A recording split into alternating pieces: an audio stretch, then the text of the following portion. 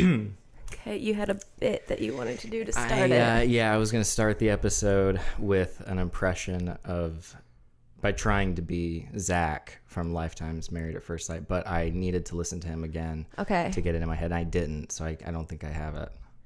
I think I thought I did, and I don't have it now. Okay, well, you describing the bit in such a wayward sense is a little bit like Zach. I was trying to get there. It was definitely a captivating intro. Hi, everybody. Hi. Welcome to Pile It On. This is a new podcast from myself, Elliott Morgan, and Grace Helbig, my girlfriend, who looks extra beautiful today. Grace. Oh, thank you. It's Decision Day. Decision Day. Cheers. Cheers. You have to dress to impress or dress to depress. Friendship at first sight. Isn't that what they said? Friends at first sight. Instagram followers at first sight. We had a great time. Wow. For those of you who are just joining us, this is a podcast where we talk about television that we're watching. And right now we're talking a lot about Married at First Sight by Lifetime, which is a show where strangers marry each other without seeing them before until they're walking down the aisle, and they spend 8 weeks together. And at the end of the 8 weeks, they have decision day where they decide whether to stay married. We talked last week about what we thought. I also like that you set this podcast up like we are sort of talking about Married at First Sight. No, we are only and specifically at this moment talking about Married at First Sight. Well, I was trying to keep it broad because hopefully, thank God, actually, we're not going to be watching this show for a second. It's almost over. It's almost over. However, I will say my interest has been re-piqued because next week's episode is the follow-up after this week's Decision Day episode. Heck yeah. And it looks juicy and spicy like a delicious Indian meal. Can't wait. That's going to be real fun. Yeah, it's going to be real fun. But this week was a pivotal week at Married at First Sight. This was it. This was the week. This is what all the marbles. Yeah, this was the week Decision Day. This is if we took a drink every time they said the phrase Decision Day, we would be at Decision Day in the afterlife. Yeah, we'd be dead. That's good. You got that. I got there. That was really good. I got there. I used Zach's mobility to get there, which takes a little bit longer than normal human mobility. What did he say? Yes, he said, I expressed, I verbalized to them, like, you talked to them. Yeah. I think he thinks adding synonyms to a word that he says or uses in a sentence makes him sound smarter, but it just elongates the sentence by about 2 extra minutes. It's fascinating. The consistency that he does it with is really impressive. Yeah. Because he doesn't, at first you're like, this is something he's doing intentionally. He's putting it on. Yeah. It's like, oh, he really does. That's just like a truly long-winded person. You know what I've learned, babe, about myself, if I can make it about me for a second? Please. And it's because of you, because of the immense amount of Scrabble that we've been playing. Yes. You know how sometimes your parents say things about you or your family says stuff about you that you're like, I don't really think this is true. They just don't get it. Like, they don't understand. The sore loser thing apparently is a thing I've heard my whole life, and I've never believed it. That you are a sore loser? Yeah, and I was like, no, I'm not. And then you keep sort of saying it when in I a lovingly lose. Joking manner. Yeah, but you get it's a little, good. You throw a little bit of a hissy fit. But I don't even realize I'm doing it. Because you toss it off like it's a bit that you're doing, but when a bit is done over and over again, I believe that's a personality trait then. That's just me being me. Yeah. But I'm glad that you got to bring up Scrabble. Yeah, I just had to say it the first 10 minutes. But anyway, what did you think of last night's episode? Last night's episode was lots of highs, lots of lows, but a lot of middle of the road expected decisions. Okay. Yeah, no, it was good. I'm shocked that they got right into the decision making. They opened with Jessica and Austin and went right. I thought it was going to be, an hour and 50 minutes of reminding us what happened all season and then 10 minutes of them deciding. But no, they got right to it, which I appreciated very much. They got right to it. And Grace, I tell you, Austin about gave me a heart attack. Oh, yes. Okay, what are your thoughts on this situation? Because Jessica shows up. They've left off a little uneasy. He left the last night because they don't sleep together the last night. They had them separate to get a clear head. And he left in a little awkward situation. He hadn't said, I love you yet. He didn't kiss her goodbye. It was a little robotic, and so she's coming in a little less than confident. Less than confident, but also nothing that a couple who loves each other can't work past. No big deal in the grand scheme of things, but you didn't know if at such a precarious time it was going to have a bigger effect. And she comes in, and she spoke first in terms of staying, because they decide, and they never, did they explain what, like who speaks first? No, that was the thing I was also a little bit surprised by, was that there was no system.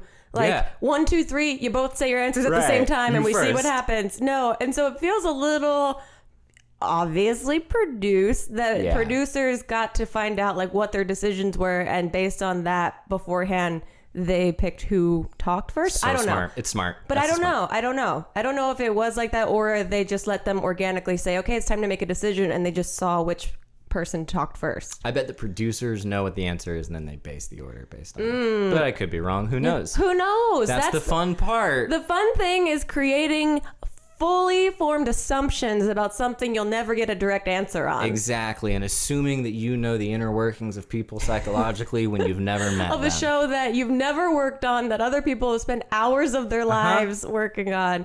But so Jessica goes first. Jessica goes first, and then Austin, she says yes, which is very beautiful, but then Austin drags it out for a real long time. Yeah. And I was like, if you beautiful people don't end up together, I'm gonna be so upset. I was like, they were the ones that we were counting on the whole time. The one good couple. I also thought they must be going first because they both say yes. So they're setting us up with a little bit of, a slow pitch that puts us on a good mood. And then we watch the train wrecks. Yes. But then, no, he was a little stuttery and a little jittery, and they edited it to make it look like he was having a real mental dilemma. Yeah, I felt like because he said yes, and then eventually he said, "I love you" at the end of it. Yes. For the first time. He got to say, "I love you" for the first time. But I went through so many emotions in that moment, because one was relief, but also it was kind of cringy and I kind felt of bad uncomfortable. but then it was sweet. Yeah, I felt like, oh man, don't make him like he knows that he has to, because it's been so beaten down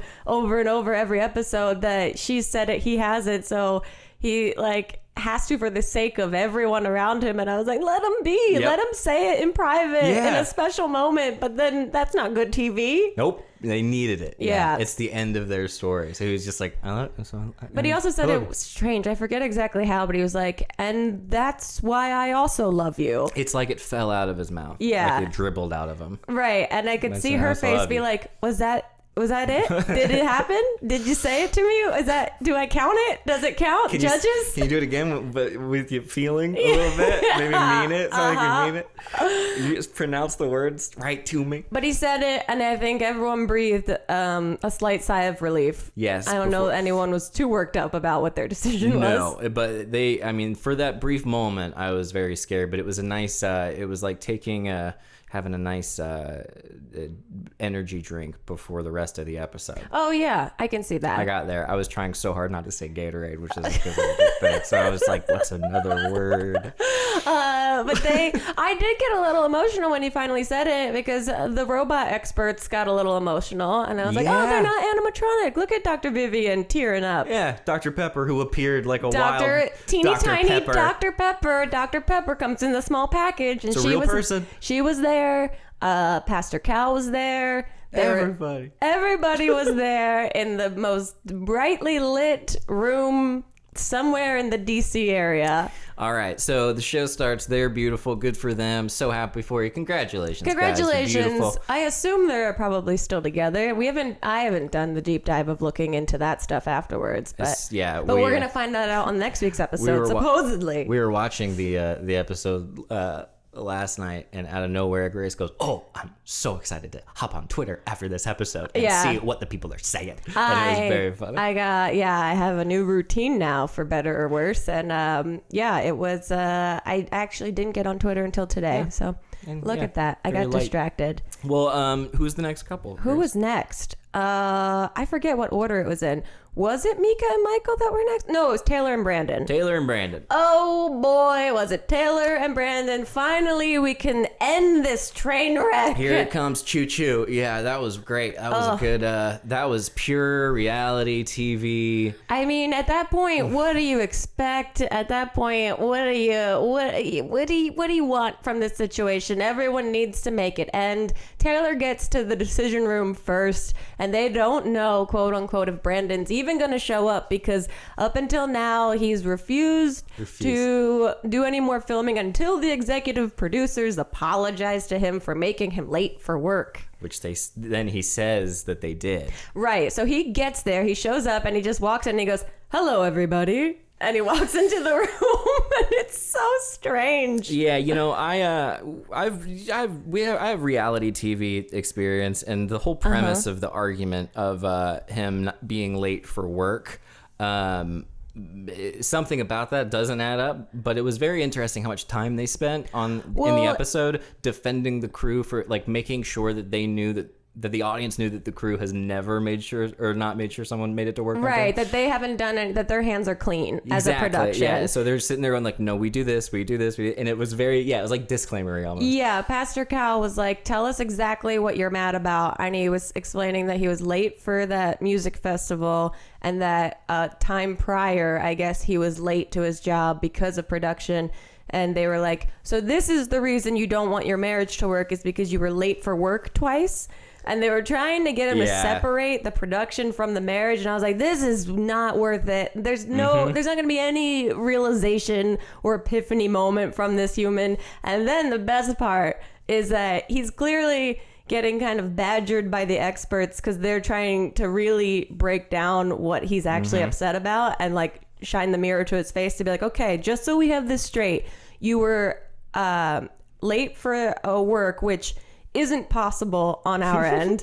And then they don't explain that, so I don't know what's going on there. I'm like, I can see how production would make someone late for work, like if you're caught up. But then he just goes, I have to go to the bathroom. And he just smiles, and you can see it's his way that he's thinking, I got y'all, I'm gonna leave the room so you don't get this moment right now. But instead, Pastor Cal is over it, and he's like, do you have incontinence? Can't you hold it? We've been sitting here for hours trying to make your time valuable and respect you, and you're gonna get up and go to the bathroom right now? Also, he walked in with a water bottle from production with the label already pulled off. I was like, this guy is coming in, swooping through craft services, and then getting on the couch. He's swooping some craft, and he's and then he says he has to go to the bathroom, and even Dr. Viviana was like, why are you smiling? Like, why are you smiling? Oh yeah, she said it comes off very smug. And I was like, this is great. This is when, because you watch these people and there's no commentary, and then the experts come in and they say what you've been thinking for so many weeks, and you're like, this is just finally. It's such a like scratching an itch that they build up. Even though you wish that they were allowed to go in more, but they're trying to maintain professionalism. But I wanted to be like, unleash the Krakens, let them all go at him. Yep, it was very beautiful. So that was that moment too. That incontinence line was like, I thought, I was like, I gotta leave the room. I have to leave the room. Yeah, you got up and had to leave, and I yelled at you like Pastor Cal. I said, do you have incontinence? Yeah, you sit down. I'm not gonna pause the program.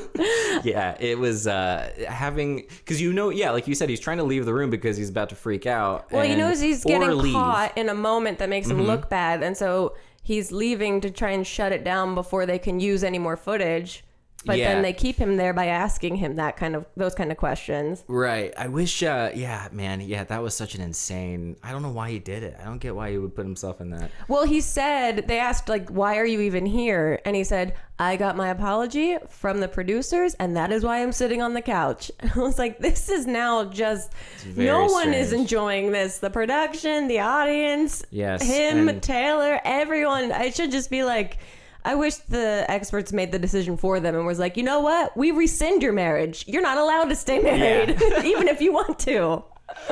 Yes, we're unvesting our power or whatever that whole experience with him, because he's sitting there getting upset at everybody on camera, but while saying he's there for winning a battle that no one cared about. No one cared about him getting to work. They like wove that storyline in, and so even if he's like justified in it, no one saw it, so on camera all you see is him just being a complete maniac. Yeah, I mean, I feel like there's so many details to that actual situation that we'll never know whose fault it really was. It's probably his fault. Probably. I mean, that's what Pastor Cal seemed to be alluding to. Like, there's no way our production would make you late if you had a prior engagement that you vocalized very clearly to us. Yeah, there it is. Yeah, exactly. Like, an executive producer's job is to accommodate all of the cast of a reality show production that they are executive producing. Anyway, guess what? Surprise, surprise. Taylor speaks first, and she says she'd like a divorce. Really quick, though, just one more thing on Taylor. Yeah. They would especially make sure he got to work on time if he'd already freaked out on everybody and shown that he was unprofessional, which he did earlier in the season. Yeah. So, of course, it's like that, even less credibility to his story. So I still think it was his fault. Yeah. Well, I support you in that. Thank you. You got it out there. You really got him good. He probably listens to this podcast. Oh, definitely. She says no.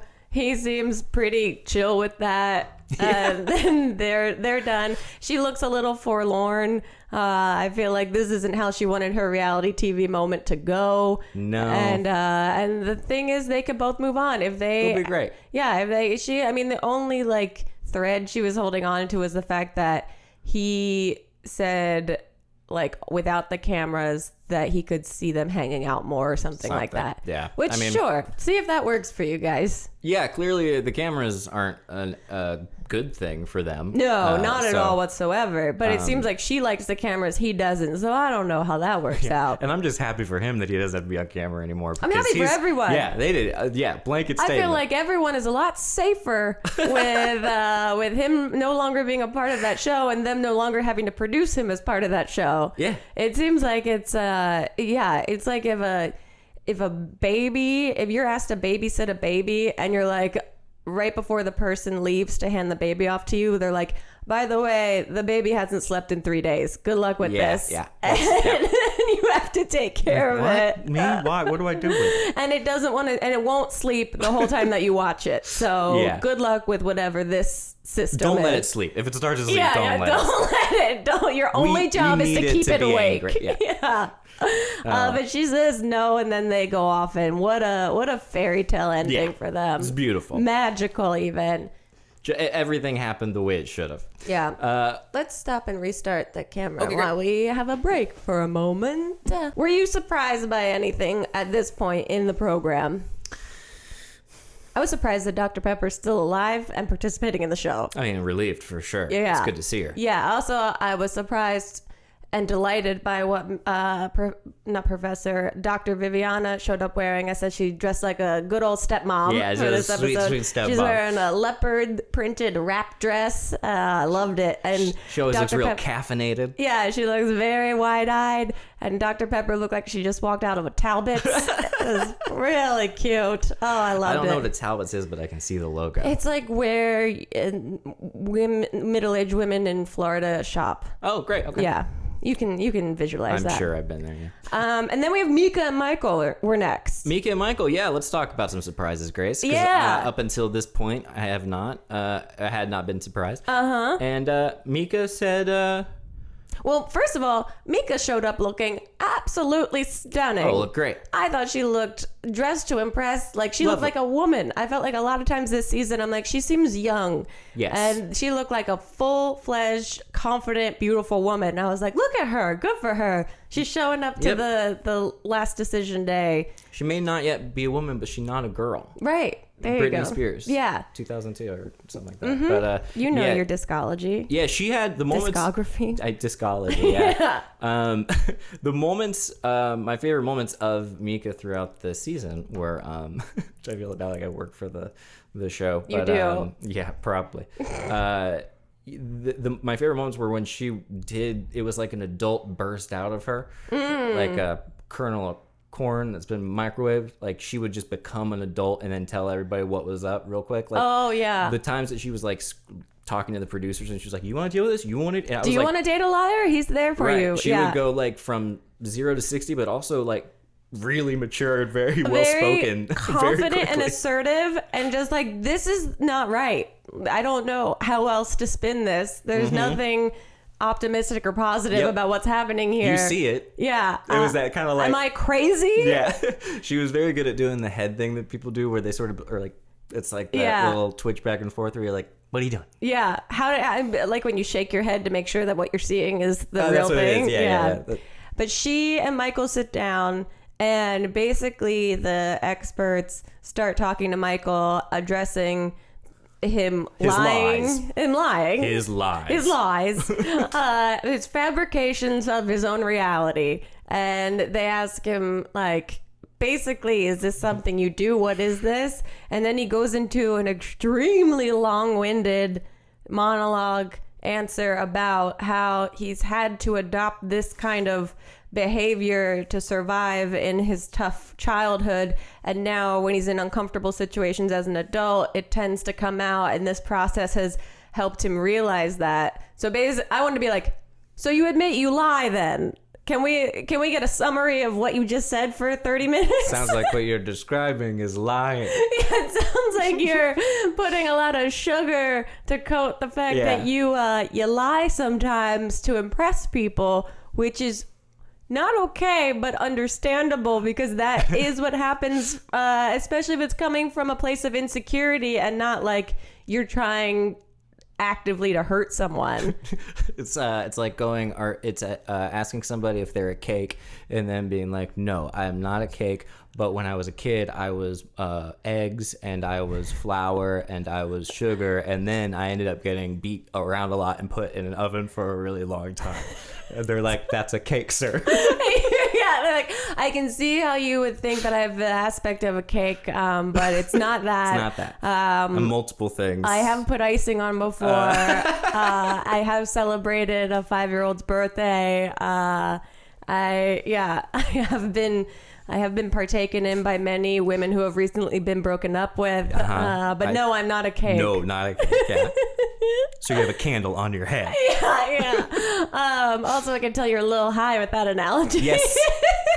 Which also, I mean, he may have been throughout the show too. Who knows? But he goes in, he explains himself for a very long time, and then Mika actually makes the decision for them. This part was kind of surprising to me. This was the surprise, yeah. And she also, our favorite part was that she delivered her answer like a shark on Shark Tank. She said that she, has been lied to so many times, and for those reasons, she would like a divorce. Yep. Yeah, and immediately you're like, and for those reasons, I'm out. For those reasons, I'm out. And it was great. And I guess it surprised him. I mean, honestly, I really didn't know which way she was going. And in my high state last night watching it, I was just like, she's going to say no. She's going to say yes. Oh, maybe she's going to. I was like a ping pong ball going back and forth about it. And so I was very shocked and then relieved and proud of her for saying, I want a divorce. Yeah. Because I don't think that's behavior that's going to fix itself or switch itself or change itself overnight. No, it was kind of like, not to use so many analogies the way Zach does in a sentence. Yeah, I'm throwing a lot at me right now. Yeah, I agree. Mm-hmm. But then he seemed completely caught off guard, and he seemed like really sad, and he seemed super sad, which made me think that a producer must have told him that they heard maybe that Mika was going to want to stay together, and so I think he might have gone in with expectations that she was still in it. Yeah, I don't know how all that works. It wouldn't. I don't know, but me. that's my conspiracy theory about it. It definitely, if they ever got a hint that it was the other way, people probably wouldn't show up for filming. Yeah. So they'd have to hide it in some way. Yeah. So they'd probably lie. That's fair. And it could be that lie. There you go. All right. Good talk.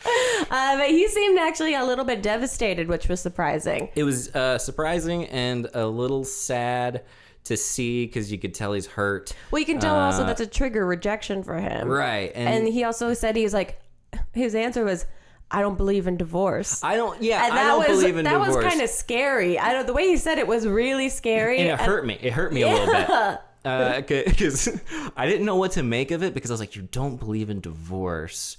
And I was like, you can't use that as a reason to justify not getting a divorce, because you can't not get something that you don't believe in. And then I was like, I get that if both of them feel like divorce isn't a thing and they don't believe in it, then that's a powerful thing. But when one person believes in the divorce and wants the divorce and the other person doesn't believe in the divorce, then you end up in a situation like Mika and Michael. A real sticky situation, because he also didn't explain himself after he said, I don't believe in divorce.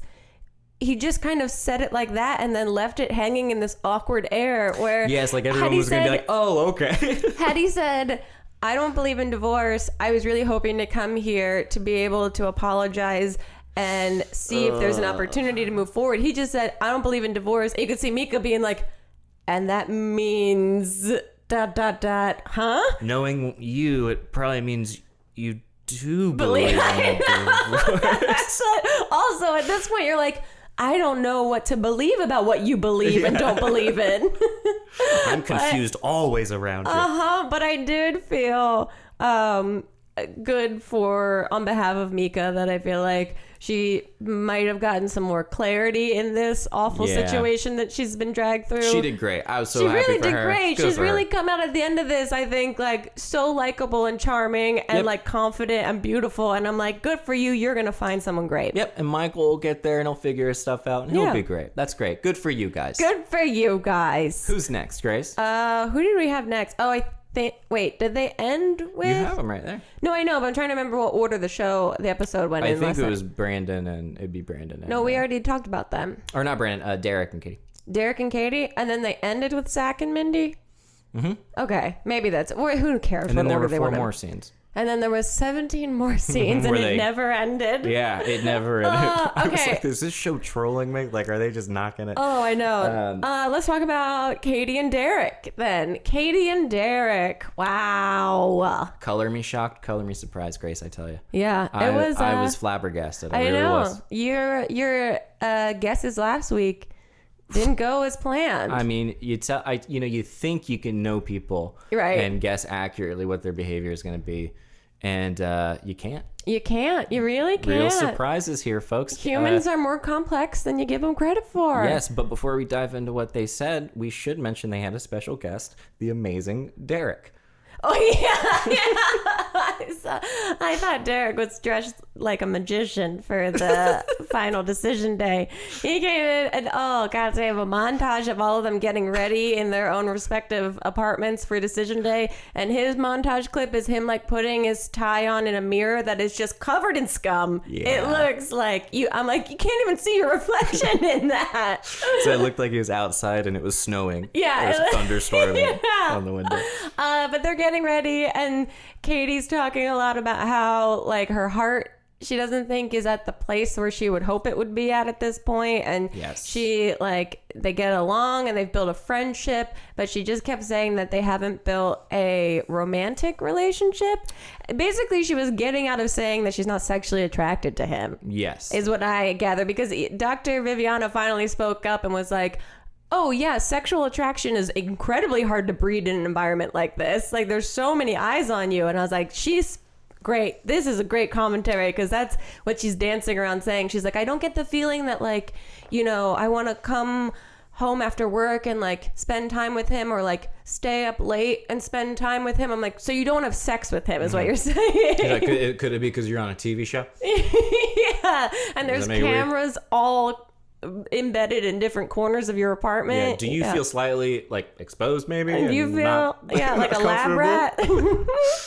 Yeah. It was that was the first time. They set us up a little bit with them. They did. They set us up a lot, and I am upset because first of all, good for both of them. It's so sweet. Well, he answered first, and he said he wants to make it work. He wants to stay married. Yes. And then they did a very long edit of her figuring out what to say and how to say it to him. It was long. Yeah, she was eating her bottom lip like she hadn't eaten in 3 days. Yep. So it was it was tough. But then she got there and said that she wanted to stay married. Good for her. Good for her. So sweet. Sad for Derek, maybe?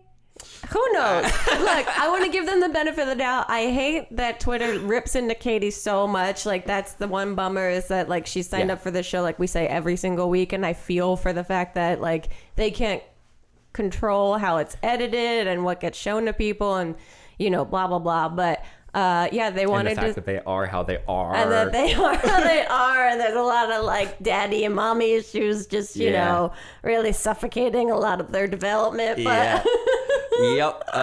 So I was happy to see her say yes. It was very sweet. I was very surprised. I was happy that he seemed happy in that moment. Yeah, he seemed happy. They seemed happy. It was it's strange because it doesn't. I mean, they really did not.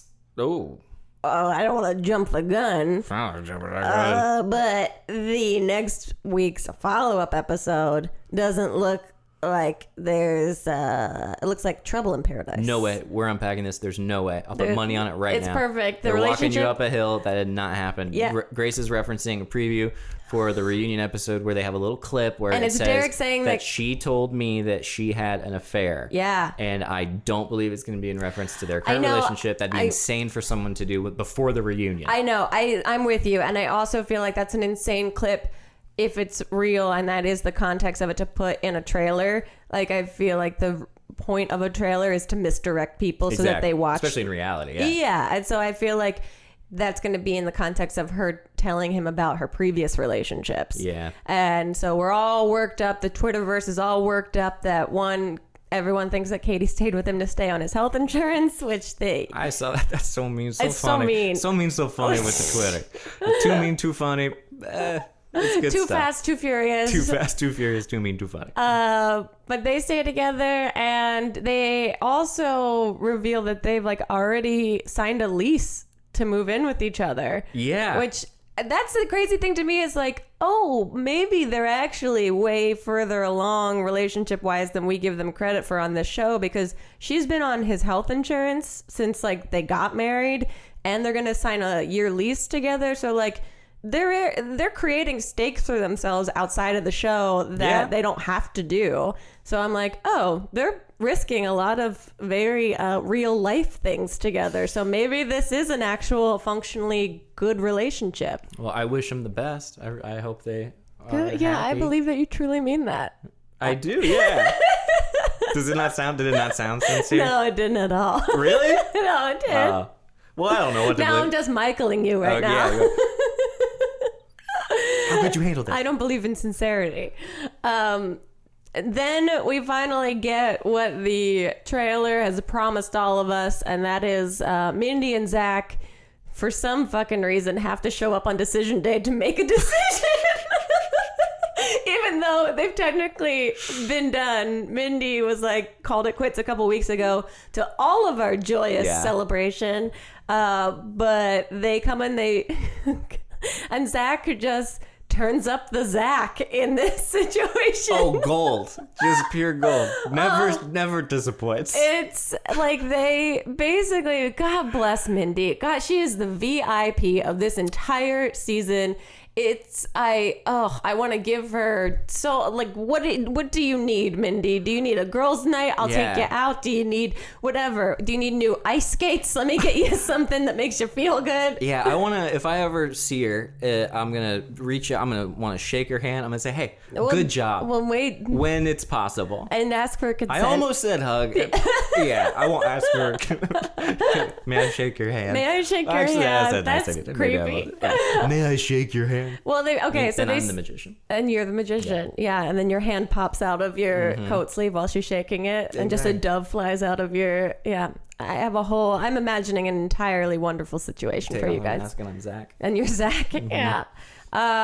So they sit down, they talk to them, and they basically ask Zach, like, do you think you've been a good husband to Mindy? Yeah. Because she basically is like, you haven't. And then he goes into his long diatribe in which he says, and I quote, at some point in the middle of this, it's just like, it's like putting mashed potatoes in your ears when he talks. It's like if you take two piles and you just shove them on both sides of your head. But he says, I know what I have to offer women and people. And like everyone does a collective, huh? Oh. And then he adds, and people in general. And it's like, oh man, like, we taped your feet to the floor and you still can't stop putting them in your mouth. It's crazy. It was, and it was, he did it he moved past it in such a way that it was like he believed that no one would have noticed him say such a thing. But and I did for a second when we rewatched that part, and he says, I know what I have to offer to women and people and you. And if you kind of were to look at the sentence, it doesn't sound like something, like a crazy person would say. No, any other person at this point saying that sentence, it's a fine thing to say. But it definitely, because sometimes he can be a little long-winded, it was like, I know what I offer to women. Yeah. Oh, and so people had so much time just to hear those words. It was like, such a pregnant pause after it. But also, before that, the reason that he got into that diatribe is because the experts, which I love, kind of flat out asked him, did you come on this show to get Instagram followers? Oh, yeah. And he was like, no, I wouldn't come on a show like this to get something like that. No, and fame and all that is just, which maybe he's being honest. I don't know. I don't know at this point. I really have no idea. He's a conundrum, but he definitely gave some real good gold in that long talk. Yeah, it was very I was thinking about like it's like summarizing. I think we talked about this. Yeah, like you said this before. Yeah, and he kind of goes point by point, and then I should have done this and I should have done that. But he's never admitting that he did anything wrong. He's just going, I should do this. He dances around what he thinks people have accused him of doing without ever once trying on ownership of it. Ever. He never, he just sort of repeats what you... Are you high? Did you do that? Pretty good. Oh, yeah. I have a whole dissertation about this to write. These are weed cocktails, by the way, folks. That's yes. Did we mention that we're dressed up for Decision Day? Yes, we did in the beginning. Great. At least I mentioned that we wanted to dress appropriately for the episode. Thank you. You look really pretty too. Thank you so much. But he says, she says, I want a divorce. He's like feigned surprised by it. But then they interview him backstage afterwards, and he's smiling more than I've ever seen him smile the entire season. I feel bad. Oh my God, it's heartbreaking. You don't want it to end like this. I can't believe this is really, He's smiling like if you look up what free man looks like in the dictionary, it's just his photo being like 100% relieved. Yeah, he's glowing. He's glowing. He's been impregnated with freedom right now. You can't wait to birth it outside the moment he gets out of the building. Because he almost skips out of the room. But he's skips almost up the like, stairs. Thank you for your time. Goodbye. Okay, bye. I gotta wonder a lot about that the motivations behind him being on the show. But I think he saw a casting call. Yeah, and maybe. That was enough. And then he figured out later when he got selected, I think he realized what he actually signed up for and was like, oh no. And I bet he has a good enough lawyer that allowed him to not have to move in and to not have to do all the things that they all signed up for. So that's my, again, maniac conspiracy theory about it. You're sitting on these theories, huh? You're not even rolling them past me. I quack them out while we're watching the show. You quacked that theory out? Yes, I have. I also said... welcome to the Thunderdome last night, right before they introduced Mindy and Zach. You were getting something in the kitchen and the show had started again. I remember you saying that. Yeah, I laughed. Yeah. No, it was very funny. I heard it. It was very funny. I just need approval on a consistent basis. Girl's funny. And then he skips off pretty free and easy, and she just looks like so over it, so tired, like... to her credit, how much more can she actually put up with in this situation? Yeah, because also everyone is gonna adore her, but she doesn't know that yet. She's still like in it. That's the part of me that I want to like reach through the screen and like hold her and be like, you are gonna come out on fucking top after this show airs. On top, but every time somebody's like, "Oh my God, great job," it's always gonna be talking about Zach. So I know that's gonna be annoying. Yeah, you hate to see it. Hate to see it, but I hated to not see her friends that just shit talk Zach. I wanted them to show up and just like throw her a celebratory party or something. I wanted Zach to open a door to a closet and they'd just be standing there staring at him. Exactly. Well, how are we doing? What else is there to talk about? Why don't we restart this thing? Let's restart this thing. Oh, then we think that's where the show ends, that Zach and Mindy have made their decision. All the couples have made their decisions. No, they have them all get together at a bar in what seems to be like the hotel lobby that they've all been put up in or something. And all the couples are there. except for Brandon, and Brandon's the only one that doesn't show up, right?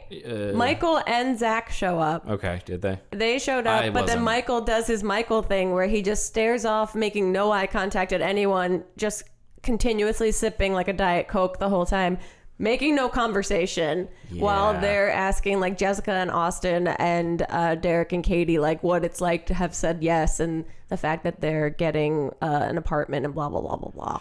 Yeah, it's just completely unnecessary. Yeah, I was like, okay, don't. I felt like not looking at the TV screen out of like, no, you can't put filler right at the end. You can't put filler at the end. That's supposed to be in the middle. Unless something dramatic happens and it leads to a sequel. But they did do a preview for an upcoming season that I guess is right around the corner. Yeah, they have a preview for next season that's coming soon, they said, because they know that they've fucked up this season and they owe it to the audience that's barely hanging on anymore to give us something fresh and new. Yeah. I had so many thoughts just there that were flying through. Sorry, I cut you off. No, not at all. They're best left inside. Okay. But Tell that to Zach. The thing is, I need a break a little bit. How soon is this? This show, I don't know. This season lasted so long. But I am interested in testing out a new season if it starts soon because... Absolutely. Of course, we got a job to do. We have a job to do now. And also, I'm so eager and curious to see if they ship this out so quickly because they're trying to make amends with an audience that's like, you guys fucked up. And you fucked up for like 12 episodes that you made us watch. Yeah, I want to know too. But I also wonder if they're like, you think that was crazy.